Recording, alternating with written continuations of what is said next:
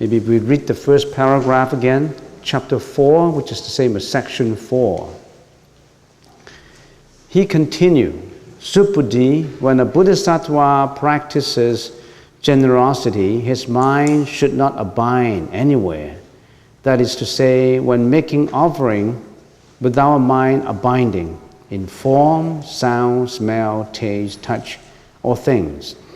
Now, this is chapter 4. In chapter 3 concerns about the liberator and the one being liberated by the bodhisattva. So there's a giver and the recipient. A giver and a recipient. Bodhisattva should give liberation without the attachment to the notion of ego, personality, beings, and lifespans. Those are the fourfold negation. Remember, Subuddhi raised the question, for bodhisattvas, for all those virtuous men and women practicing the pursuit of anuttara samya sambuddhi, how should their mind abide? How should they control their thought? And you must remember the first question. The first question is raised, and then all these answers from the Buddha come up. So you must remember Subuddhi's first question is, for all those in pursuit of anuttara samya sambuddhi. What is anuttara samya sambuddhi? Perfect supreme enlightenment. For all those who pursue perfect supreme enlightenment, how should their minds abide? How should they control their thought? And then Buddha answer. That's how they should do it. They should think about helping others without the notion of helping, without those are the fourfold negation. In a sutra, you will see a lot of reasoning by negation. There's a fourfold negation. What is a fourfold negation? No ego, no personality, no beings, and no lifespan. In the Chinese languages, 无我相, 人相, 众生相, 受者相, the fourfold negation. Very important. Fourfold negation is very important. So we always quote the fourfold negation. And there's also the simple negation though. Now, fourfold negation is, this is not what you do. Don't do this, don't do that, fourfold. Simple negation is, you should not do this. This is the reasoning. And there's also the immediate negation, which will come up later. So this is reasoning by negation or by confirmation as an assertion. When you give logical reasoning, it's either by negation or by confirmation, assertion. In other words, if you don't do this, it is right. If you do this, this is right. So you have to remember the argument, the dialectical, the philosophical argument. This is the whole sutra is laid out like that. If you don't understand this, you don't understand the sutra. So, the first one is the fourfold negation, without the attachment to the notion of ego, personality, beings, and existence. What is ego? Ego is I, the subject, the giver. Personality, you and them, you and they. So if you can eliminate the I and the you and them and they, you eliminate the giver and the recipient, the attachment to the giver, and I am the giver, you are the recipient. You always have a higher and lower discrimination. So that is the restricted environment of you and them, or this is ego and personality. Personality means them, you, I and you. Beings, no beings. Being is an extension of the ego. In other words, you and them and they, now you're considering the whole group of sentient beings. In other words, to extend your interaction to the world, not just you and your relatives and your friends, not those who are just close to you. Rendering compassion. Now the perimeter is much wider to beings now. It's non-attachment just to not your small group, I and you and them. The parameter is to all beings. And then lifespan is regarding the time. Now, no ego, no personality, and no beings related to what? Space. We are living in space. Inside space, we have interaction. You, all things, and everything, this is space. What does the universe make up of? Time and space. So space, a lot of interaction, a lot of suffering, happiness, impermanence, emptiness, all kinds of things happen in the parameters of space, horizontally. But there's also time. No attachment to time, the time dimension. That's lifespan regards to time dimension. So no ego, no personality, no beings related to the space, and no lifespan related to time. Life is about what? Life is time. You live a certain life of a past, present, and a future. No attachment to the past, no attachment to the present, and no attachment to the future. You see how the Sutra works logically? So, no attachment to time and space. No attachment to ego. And ego and personality, it's the practice of the arahat to the very top. Because elimination of ego and personality is what? It's contemplation on no selves, and then you break the mental defilements, you break the ego, no more ego, elimination of ego, you break life and death, you get to nirvana. That is the arahatship, you get to nirvana. You're outside from life and death. And for the Bodhisattvas and the Buddha, they go a step further. They don't attach to nirvana. Even at nirvana, they don't attach to the notion of nirvana. They go further. Bodhisattva helping, not just arahat is more or less more to himself, and of course help others too. But the Bodhisattva is more to others. They have a mission. They have a mission to fulfill. They save all sentient beings, so they render to sentient beings, and yet they don't attach to sentient beings. They don't even attach to the notion of rendering compassion to sentient beings. No notion of nirvana, no grasping and no rejection, nothing. No confusion, no enlightenment, nothing left. There's nothing left, no nirvana. There's no need to seek Buddhahood. Everything is at rest. All this, everything, the consciousness is at peace, at rest. If you're still looking for Buddhahood, you're not at rest. You're not at rest. All of a sudden, it's at peace. So you see, the fourfold negation is already the whole sutra. It gives you everything in there, if you think about it. If people just look at the words and they say, I know it, no, you got to think deeper and deeper and deeper into it. So that's the first 3 chapters. For those who really understand the sutra, and for those who just grab the superficial meaning, there's a lot of difference. And now chapter 4. Now chapter 1 to 3 deals with what? The giver and the recipient. And chapter 4 goes a little more detail. And the gift, G-I-F-T, and the act of giving.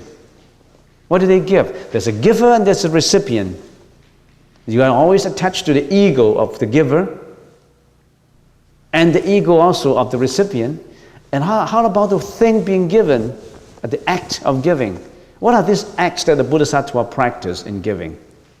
The 6 parameters.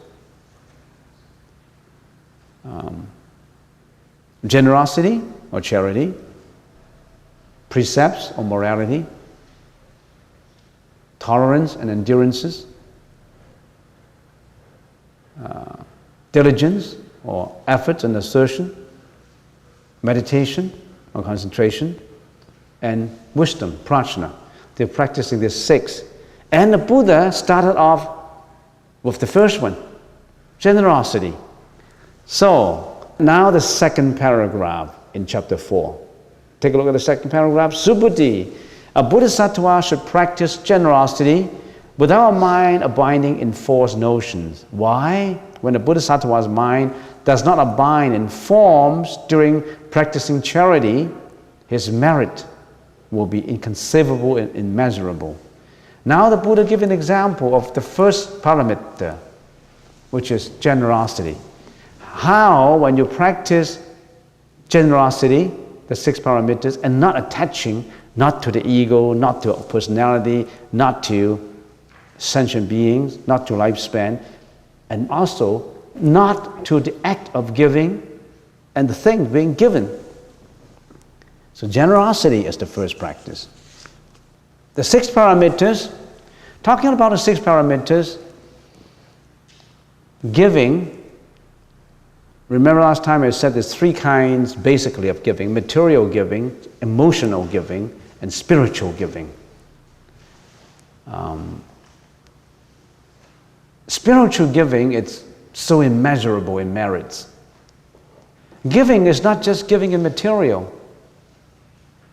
And at the time of the Buddha, there was an arahat who was only 9 years old, and his name is Child Junti, a child, Junti Tongzi, Junti. Junti became ordained as a monk, not as a monk, as a seminar, when he was 7 years old. 7 years old. Sariputra brought him to Jetavana Grove, to the Buddha, and he became a disciple of the Buddha. He was still a novice monk. And under the Buddha's teaching, he practiced a very special kind of generosity, a very special kind of giving, a very special kind of offering. And we always cited his practice as an example of real offering. In the Chinese language, it's well, I don't have to translate it. I can straightly say it out. He practiced the offering of no anger. No anger.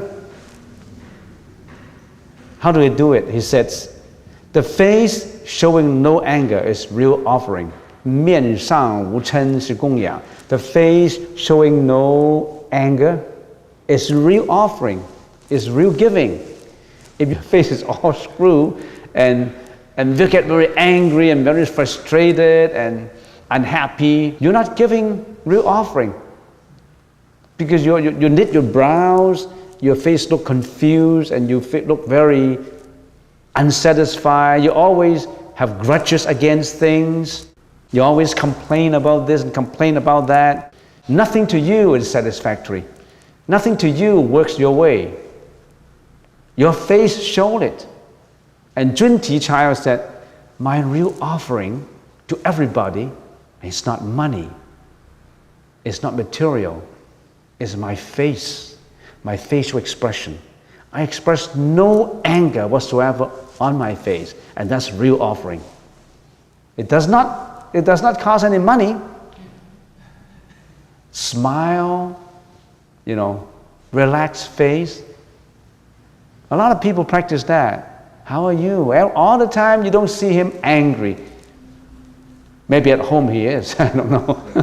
I don't know. But even at home, all the time, his face is all very soothing. No frustration. No sign of unsatisfactoriness. That's real offering. So the face showing no anger is real offering. Next, the mouth uttering no anger is giving wonderful fragrance. The face showing no knitting of brows and no grudges, but the mouth uttering no anger, his mouth is always saying nice things. He's not yelling, he's not cursing, he's not using flattery language. What he says always, people feel happy about it. He's not hypocritical. Everything he said is good and non-hypocritical, but everything is said is like giving out fragrance. That's real offering. Not just to give money. People say, I am not that rich to give out $30 billion like certain tycoons. Yeah, but you can give charity with your face, with your mouth. It costs nothing. But are you doing that? Or you're always yelling, cursing, and criticizing people, tattletelling people, and wrongly accuse people, slandering people? Your mouth is not giving fragrance. Our mouth is not giving fragrance. So he said, the mouth uttering no anger is giving wonderful fragrance. Next, the mind containing no anger is immeasurable treasure. The mind containing no anger. You're always frustrated. You always have anxiety. You always have grudges against people. Your mind is imbalanced, containing anger, violence, jealousy, hatred. You're not giving out real offering. So the mind containing no such things really is immeasurable treasure. So in other words, what he's summarizing is action, speech, and thought without costing any money. You can give real offering. And do you know about that? That's real offering. If you donate $1 million, your face does not show, your face show anger, your face show unsatisfactoriness, your mouth always curse and you always yell at people. Well, that's not real offering. Lastly, neither forming nor disintegrating is real nature. Forming and disintegrating, arising and dying, coming up and slowing down, all this, neither of these two things happen is real nature. So in other words, the foregoing, the face, the mouth, and the thought, they are still not the real nature. But they help you to build up that real nature that concerns nothing about anger, nothing about not anger, nothing about ego, nothing about the notion of non-egoness. That's the real mind. Finally, he reminds you of that. So that's the child Junti. He attained Arahat. 9 years old, he attained Arahat. So now it concerns the giver, the beneficiary, the act of giving, including the gift. By not attaching to the above three notions, Bodhisattva do not see the self that gives, nor do they see the other that receives, nor do they see any object given. This is the sunyata of the threefold concept of giver, recipient, and the object of giving.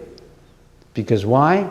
The giver, the recipient, the act of giving, or the gift, they are sunyata. They are originally empty. They have no self-nature. They're impermanent. They come up only due to causality. They don't have its real nature.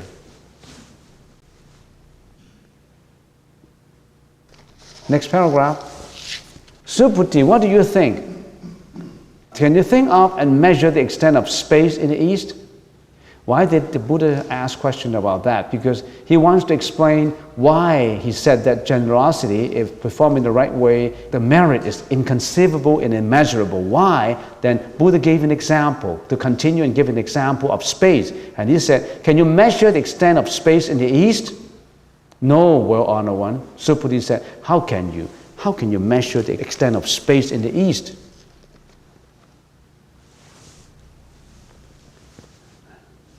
Next paragraph. Subhuti, can you think of measure the extent of space in the south, west, and north, as well as in intermediate directions, including the zenith and the nadir? No, well-honored one. The Buddha wants to explain how immeasurable these merits are by comparing it to space.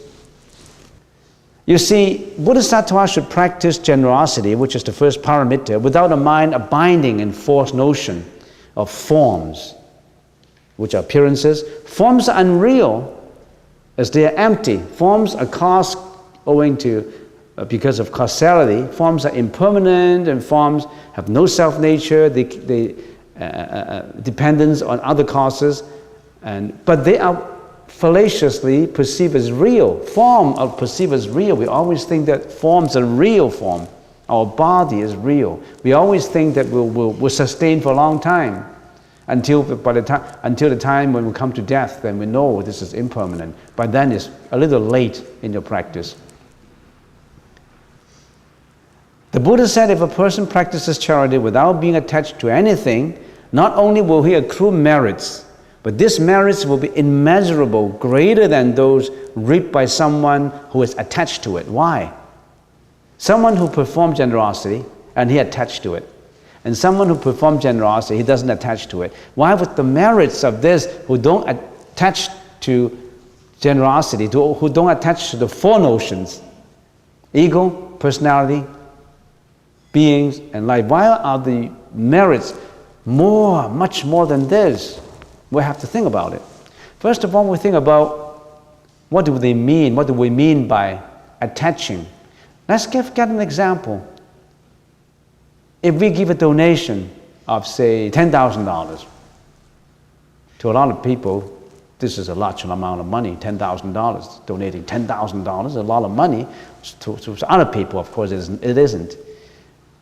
If I'm the giver, here's the giver, give 10,000, and here's the temple, the recipient, and the $10,000 is the gift. If there is attachment, what are the attachments? What are the five skandhas? The outer environments. What are the senses attached to? What were the eyes attached to? Forms. What were the ears attached to? Sound.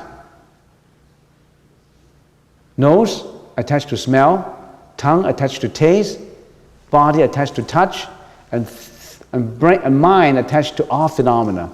So if we analyze it that way, we'll just give an example. If we donate $10,000, if I'm the giver, if I attach to, first of all, how do I attach to form? How do I attach to form? Think about it. Wow, this is $10,000, that's a form. And how do I attach to form? I want this $10,000 to be known by people. It's a lot of money. And I want my name to be inscribed on the plaque. That's a form. Mr. So-and-so, $10,000. And can you give me a bigger size name? You know, what usually it's 2 by 3. 2 by 3, and there's another 4 by 5, but that's 15,000. No, I don't want to give 15,000. I want to save another 5,000.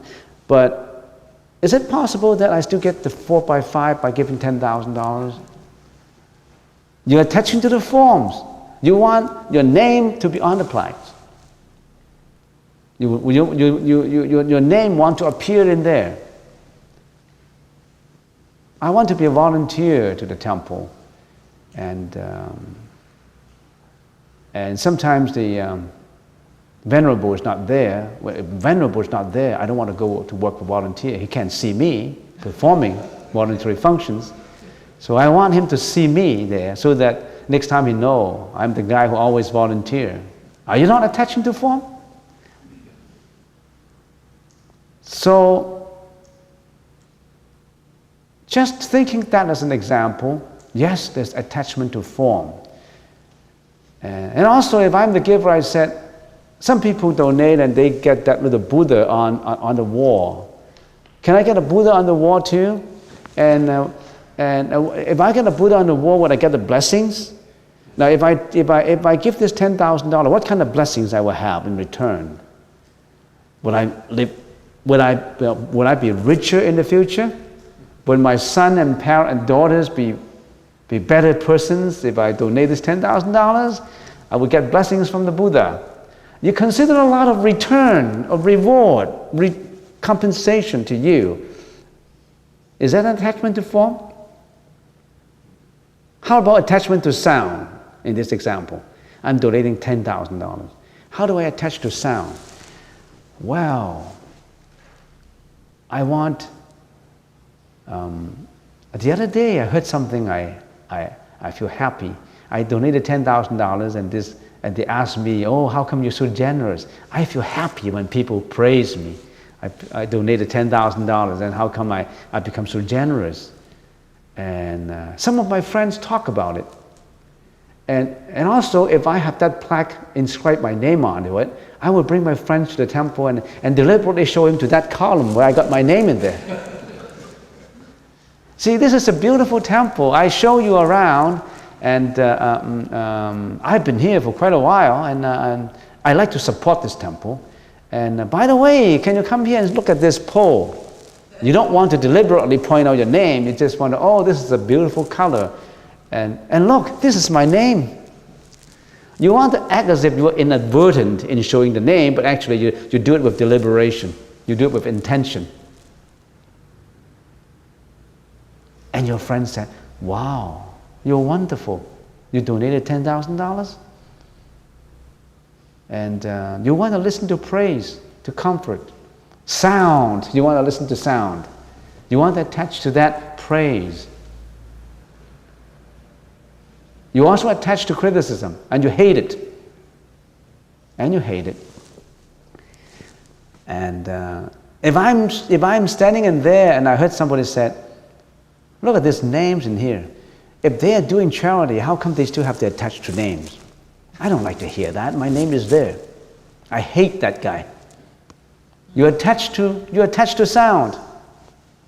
Are you not attached to sound? You see how attached we are to sound? We don't like criticism. We only like praise. We want to be praised. So this is just an example. We can carry on and on for all kinds of action that we do, all kinds of thought, speech, everything we're attached to. You may not realize it. We have a lot of volunteers coming here to work. Sometimes they have argument. I want dishes to be washed in this way, and you want dishes to be washed in that way.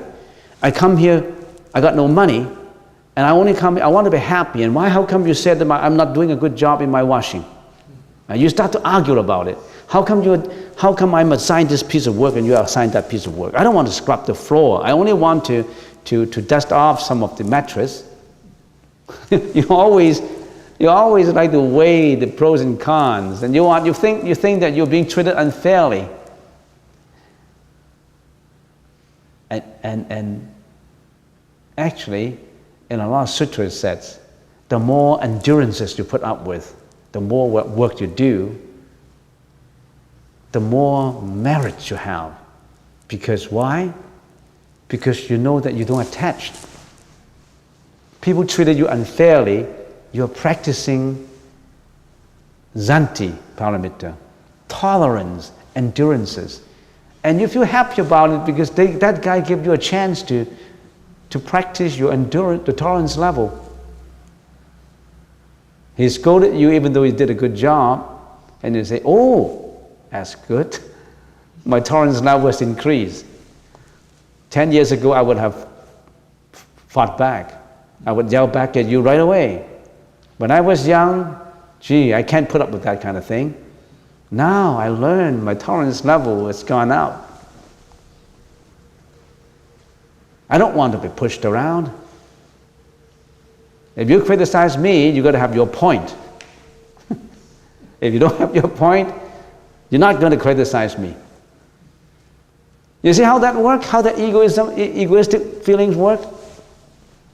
The arahat is egoness. You know how happy if you don't have an ego? If you don't have an ego, any bullets coming at you, you're like a sponge that has absorbed it. The bullet rises in, it has absorbed it, and drop it on the floor. But if you don't have that endurances, you're like an iron plate. It hit you, it bounced back, but you got a mark on your body. So we know there's a lot of merits in it. All right, let's go through. If you have, why would the merits of this person who does not attach more than the merits of this person who's attached? Because if you have no ego, no personality, no beings, and no lifespan, no attachment whatsoever, your mind goes pure. When your mind goes pure, you're closer to Nirvana. When you're closer to Nirvana, what ultimately will come up? You attain Buddhahood. When you attain Buddhahood, what ultimately will come up? When Sakyamuni Buddha attained Buddhahood 2,600 years ago, what happened afterwards? Trillions and trillions of beings were saved. You see? When you become the Buddha, when this person who no attachment become pure and become the Buddha, by definition of a Buddha, he will save billions and billions of sentient beings by geometric expansion. How that merit extend? That merit will extend impermanently, eternally. Not impermanently. That merit would extend, what do you call that? Geometric expansion. Can you calculate geometric? It's like branches of. One Buddha on top will enlighten billions of individuals, and one individual will enlighten billions of individuals. One of them will enlighten another billions of individuals. How can you measure that kind of merits? Can you measure it like space? You can't even measure space, assuming you can measure space. You can measure that geometric expansion. That starts off from the purity of mind without attachment. And if you attach to the generosity, you attach to the reward, what's the result? All those who perform good deeds, they go to heaven. You end up in heaven, which is good for you. Good for you, they say. It's good for you. You end up in heaven. Only happiness for you because of your good deeds. But the merit is so restricted. So the Buddha is using this example. In terms of size, nothing is greater than space in the world. Then the Buddha uses it as a metaphor for merits. Space has no limit and has no form. Because it has no form, it absorbs and accommodates all forms. Anything that has form is not the greatest. Space has no form as it is the greatest. The Buddha is using space as a metaphor for merits. Because it accommodates everything, it's so vast, so great. It says zenith is the highest point in space, right? Including the zenith and the nadir. Nadir is the lowest point in space. And what is merits? Merits in the Sanskrit language is punya. And there's good and virtuous actions and speech giving results of blessedness, fortune, auspiciousness, and all kinds of goodness. There's two kinds of merits. Of course, when you do meritorious deeds, good result will come out. Result with auspiciousness, with good fortune, good health, longevity, blessedness would come out because it's a natural causality link. But there's basically two kinds of merits. One is merits without attachment, and one is merits with attachment. Merits with attachment is not complete. It contains impurity. A merits without attachment is pure. So whatever merits we do, no attachment. Next paragraph, which is the last paragraph. Subhuti If a bodhisattva practices generosity without a mind abiding in form, then the merits that results from the virtuous act is equally inconceivable and immeasurable as space, of course. Supati, the bodhisattva's mind should thus abide as taught. So that is a pause for the answer to Supati's original question. What was the original question? Bodhisattva seeking anuttara samya samputti. How should their mind abide? How should they control the thought? And the Buddha said, well, don't attach. Fourfold negation. No ego, no personality, no beings, and no lifespan. And then no attachment to the act of giving and the gift. And comparing it to the merits in space. So that's the first pause for the answer. The answer is not yet. There's more answers coming up, but that's the first pause. Now, if we summarize it for chapter 4, the Buddha taught the method to you already in general terms, which consists in looking into what? The non-existence of ego. Mindful of non-existence of the ego, that's the main starting point. If you consider everything from your ego's perspective, it's already too far away. If the ego, the subject, does not exist, personality, the object, also disappears. When the conception of an ego and a personality is eliminated, the self-mind is in the state of nirvana. That's the arahat's position. No more ego. Completely elimination of ego is the arahat's position. No more I. No more self-identity. No more ego. Now, if the practitioner continues in practice non-attachment even to the notion of emptiness of self and the notion of nirvana, no notion of no self, no notion of the fourfold negation, liberating all beings without thinking beings are liberated.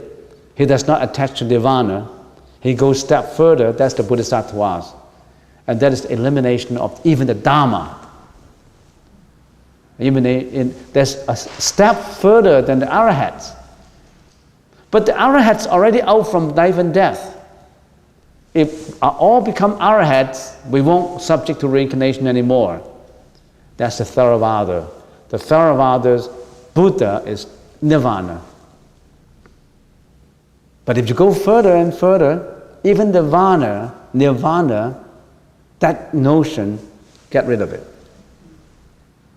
In other words, you got to go on shore. Don't attach to the ship. When you're on the ship, no more life and death already. When you're almost on shore, you've got to abandon the ship. Abandon nirvana, the concept of nirvana. Thus, his mind is free from attachment to, even sunyata should be free. Don't attach to emptiness. Free sunyata and free, no attachment to nirvana. So when your mind, which is used to seek Buddhahood, is set at rest, there's no Buddhahood to be sought after. All wish to grasp and to reject will disappear. You want to grasp on the Buddhahood, grasp to nirvana, grasp to non-self, grasp to all kind of notions, that disappeared. Even that disappeared. When that disappears, there's no subject, no object, no act of giving, no gift, no internal, no external, no confusion, no enlightenment, no impermanence, no eternity. Then that one pure mind remains. That one oneness of mind remains. This is the method to abide the mind. So the Buddha said, Bodhisattva's mind should thus abide as taught. This is how, thus, T-H-U-S, this is the word thus, that means the Buddha used the word thus to explain all these things that he said before. This is the method to let the mind abide. This is the first pause, the first little pause to that question. So we finished 4 chapters. And in these 4 chapters, what do we learn? We learned that The ego has to go. The subject, the object, the act of giving, the gift, the concept. Is it easy? Extremely difficult. Extremely difficult. It is extremely difficult to get rid of the ego. We talk about it. You think I get rid of my ego? No. Maybe a little better when I'm in contemplation, meditation. But when you don't notice it, the ego comes out. That's why Zen master said, wherever you go, sleeping, walking, meditating, standing, grasp that purity. You are that mountain, the clouds come in. You're that monkeying mind. Your monkey mind is unleashed, it goes away. Here comes the ego feeling, egoistic feeling. Push it back. What are we doing in meditation? Are we not training our mind? Our monkeying mind, always go in our direction. We pull it back, unleashed it. Why? Because that's what we're learning. We're learning always to abide the mind and keep the mind under control. Because the ego, the no ego only works when you know it. Because of your bad habits, of our bad habits, the egoistic feeling comes up every second. If you train your mindfulness in it, you become the saint. You become free from mental defilements. You become Arhat. You become the Buddha. It is easy, but it's extremely difficult.